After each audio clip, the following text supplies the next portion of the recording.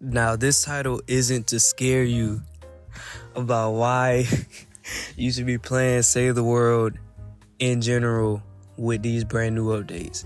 Main thing is, for me personally, I don't have an incentive to play the new modes, but that's not to say that they're bad in any capacity. If I'm being honest, these updates, like I've been saying in the past couple of videos, are really good for Save the World, and I still stand by that, and I still think that Save the World is in a really good spot, especially since they keep adding things to the game that honestly just make it a whole lot better. Now, there's some stuff that I just haven't participated in though. The main thing, or the elephant in the room, that I have not participated in is horde mode. I have not done that at all. It kind of gives me the same feeling as Fortnite, where you don't really, there isn't really anything that you get for it per se. Maybe like some banners or something, you know what I'm saying? But for me personally, that doesn't really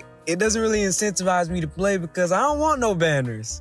You know what I'm saying? I don't want no banners. Like, I'ma just keep it a stack with y'all. I've been at like power level 130 to like 135 for like, you know what I'm saying, about like 7 years now.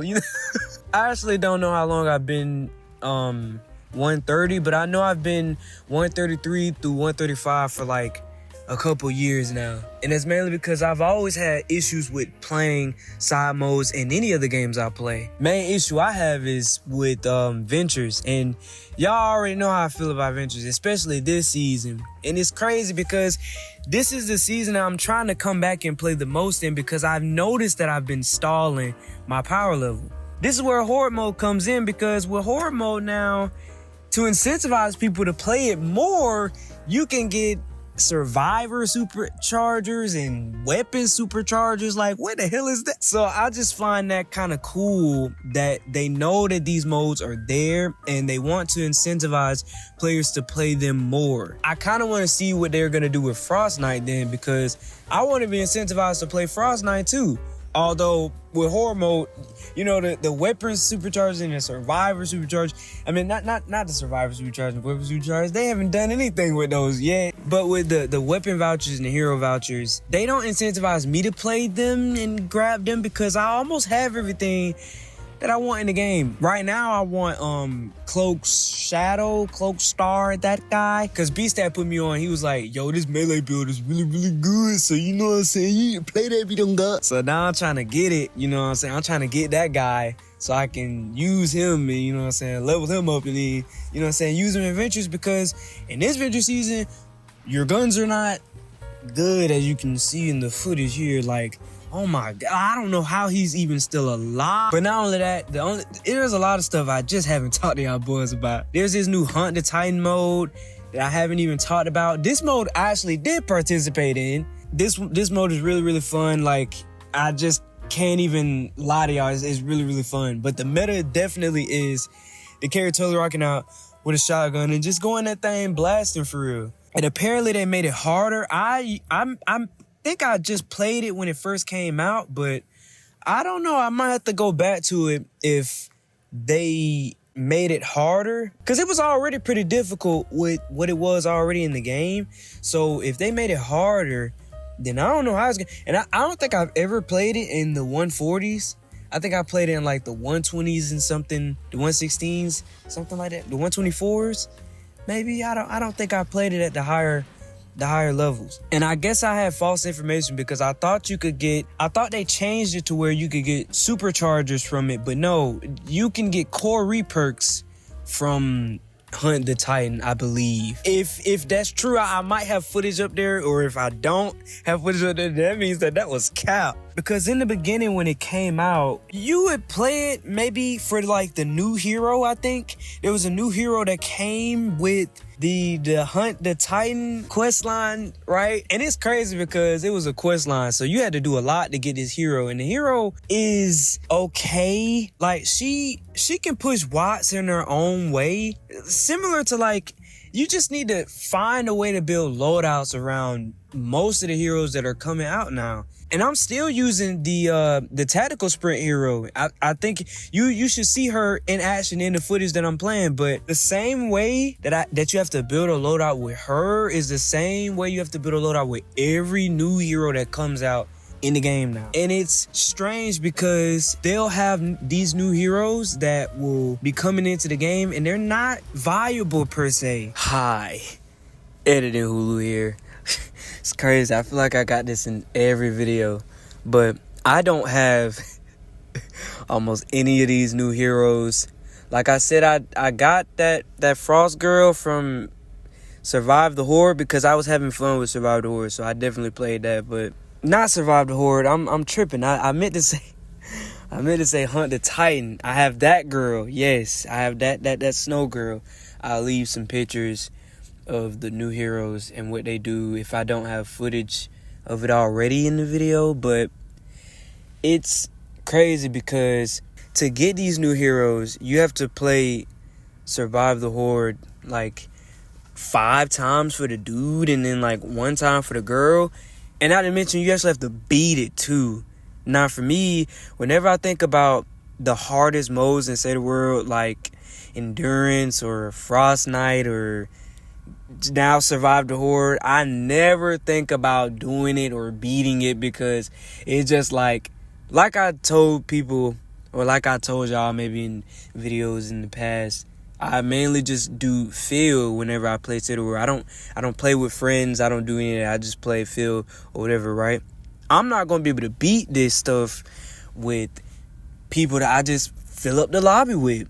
Now, I can control what I do, but nigga, I can't control what you do. Like, what the heck? So, these people might be coming in here and running Fleetfoot Ken and they got you know what I'm saying, commander spot, and they thinking they can really run this for real, dog. I'm like, nah, nigga, you finna get dropped there off in the wilderness, dog. Like, no. You got a new hero that buffs Gorn Constructors and a new hero that buffs Plasma Pulse. Now, Plasma Pulse is fine. I'm gonna be honest with you, it's fine for what it does. It's not really a main ability like a lefty and righty or a minigun or a titty or I mean, those are, yeah, they hit pretty hard, right?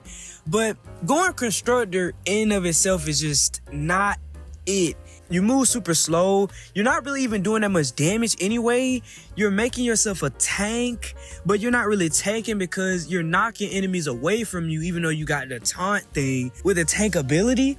Like, it almost seems to be counterintuitive because you're knocking away enemies, and that just seems to work against the hero's favor because you're hitting them and then the electricity is going between enemies. But if you're knocking them away, or if you're getting knocked away, which is interesting in of itself, you're not going to be able to do anything even with you putting them in the commander slot. And not to mention the cooldown for this ability is it suffers the same issue as lefty and righty.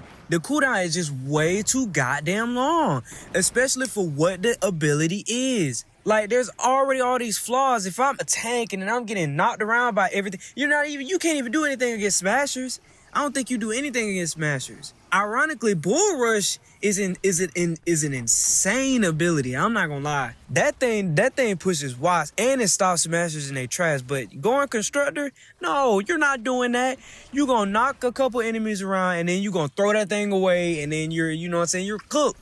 Cause you got an 100 second cooldown with an ability that ain't even hitting that hard. You're not even a tank for real. And then when you are tanking, you're just knocking them away. So your tank ability don't even matter because you're knocking enemies away from you. So it don't even matter that you got increased armor. Like, you're not even going to be able to see that. But to be fair, they got plenty of time to add heroes that can buff Gorn Constructor or anything of the sorts. I really want them to look into these cooldowns for main abilities. Like with minigun, you can have you a 5-second cooldown minigun. You sacrifice damage in return for the shorter cooldown, but that's fine because you give the players the ability to choose. But with these abilities, like with lefty and righty, and with Gorn Constructor or What other ability has a long cooldown? You don't give the players the ability to run a shorter cooldown with less damage, or a longer cooldown but with way more damage. You don't get that versatility with these type of abilities, but it's all good though. Like I said, they got plenty of time to do it. And more than anything, I'm glad that they're even considering adding heroes towards abilities, because we could just keep having heroes that buff animals, and in of itself, that's not bad. You know what I'm saying? That's not bad. And like I said in the video, I think maybe my last video or the video before that, I said that animals have been a lot more tame compared to what they used to be. And I think I agree with that now. I've been playing a lot more recently, even though I really don't have the time because I'm a truck driver. I think they're a lot more cool against the player. They're not going out of their way to start trying to bite you. Rather, whatever is close to them, they're gonna end up biting them, okay? You know what I'm saying? You'd be more likely to just tame one just to keep the other ones at bay, which is cool. That means that the animals, they're doing what they're supposed to do. They're doing what they're supposed to do. Moral of the story, my overall thoughts about these updates is that they're cool, they okay. And obviously with every update, you have bugs that come into the game. I'm sure you guys have run across your fair share of bugs, and some of the bugs that I've noticed myself, but they gonna get to them in due time. Bro, I remember, I wasn't even playing that much at the time, but I remember there was a bug with the hover turrets, and people couldn't spam them like they used to. I bet that changed up the meta a lot, man. Anyways, make sure you guys like, share, subscribe, comment what y'all want to see next about SaveTheWorld stuff, or that y'all want me to talk about. Main reason I'm making this video is because somebody asked me to make it, so I made it. This is for you. Yes. And it's tough because I actually can't play as much as I used to, and I can't record the same as I used to. I used to have my settings cranked up to max whenever I record because I wanted the game to look really, really colorful and cool, but I can't do that because I'm playing on a potato computer. So like, y'all just gonna have to deal with me being on performance mode.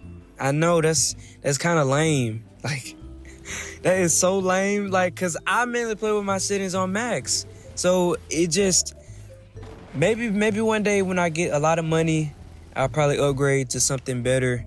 That way, when I record, the game can look a lot better, maybe. But this is just some stuff I do on the side. Like, I play SaveTheWorld on the side. That's just how I go for real.